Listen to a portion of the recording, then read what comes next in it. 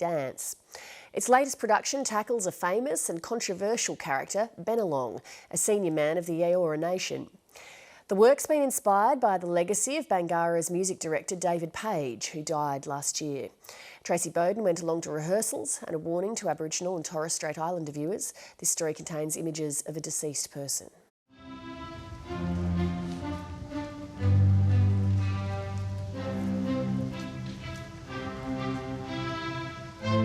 The beautiful thing about Bangarra telling stories is the form of dance. It's original music always.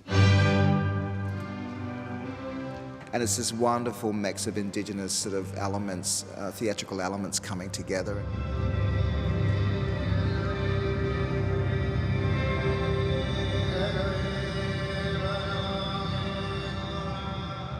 The more backing space in that area, if that upstage people can really pull it around. Artistic director Stephen Page is tackling a huge character for his 24th Bangarra production, Woolawawari Bennelong.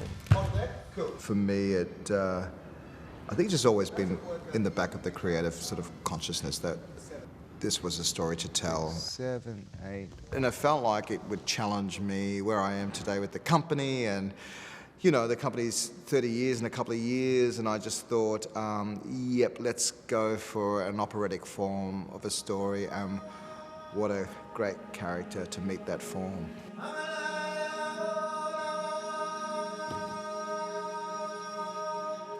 Stephen has looked at a lot of aspects of his life and the different stages from Bennelong's birth up until, you know, his death as well. So looking at all the things that shaped his life and his story.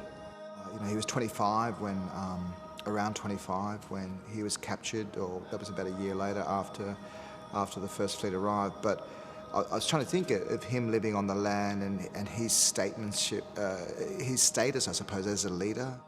Bennelong was captured in 1789 when Governor Arthur Phillip was ordered to open dialogue with the natives. He was an intermediary between his people and the white settlers, and 3 years later sailed to England. He returned to Australia but became a heavy drinker and found himself caught between two cultures and looked down upon by both. I love Bennelong, and it's sad, it's just sad. He spent 25 years of his life in this experiment time warp, you know, like he was 25 and he died at 50, close to 50. Can you hear that one? That's the second surge. And then you got another one.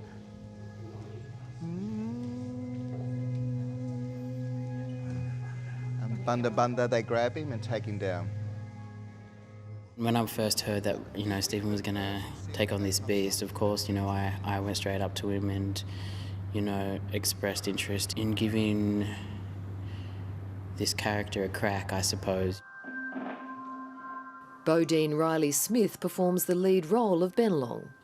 There's so many different interpretations of who he is, and people have their own idea of his character and what he did and what he achieved, and was it right or was it wrong. So it has been a good challenge, and for me I think it's just trying to kind of just pay homage to his spirit and ignite that flame and his soul and give him a heart. And then here you pull her up, and then it's almost like you stand back and you're back in their world and in the party. My role primarily has been writing or composing music in language, in local language, interpretations of language as well, and how they can be used in a song form. To go 1, 2, 3, 4.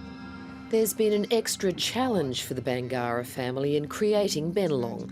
This is the first major work it's produced since the death last year of musical director David Page, Stephen's brother.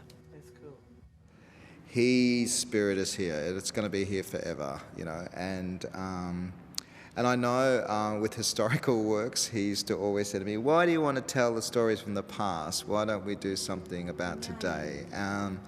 And he's with me every step of the way.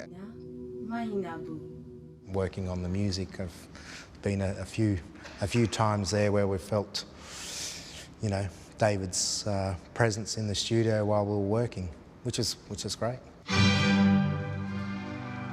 Fittingly, in Sydney, the work will be performed at the Opera House at Bennelong Point, the spot where Governor Phillip built a brick hut for his friend.